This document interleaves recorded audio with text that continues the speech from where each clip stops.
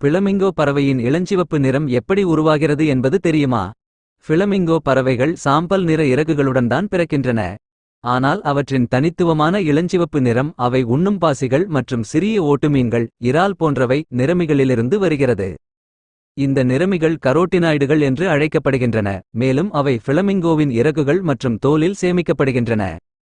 ஒரு பிளமிங்கோ எவ்வளவு கரோட்டினாய்டுகளை உட்கொள்கிறதோ அந்த அளவுக்கு அவற்றின் இளஞ்சிவப்பு நிறம் பிரகாசமாகவும் அடர்த்தியாக மாறும். இந்த பறவைகள் ஆழமற்ற ஏரிகள், சதுப்பு நிலங்கள் மற்றும் ஆப்பிரிக்கா, ஆசியா, அமெரிக்கா மற்றும் ஐரோப்பாவின் மணல் தீவுகளில் வாழ்கின்றன. பிளமிங்கோக்களில் 6 இனங்கள் உள்ளன. வயது வந்த பறவை 3.3 அடி முதல் 4.6 அடி உயரமும் 3 முதல் 9 பவுண்டுகள் எடையும் கொண்டது. பிளமிங்கோஸ் இறக்கைகள் 3.3 அடி முதல் 5 அடி வரை இருக்கும்.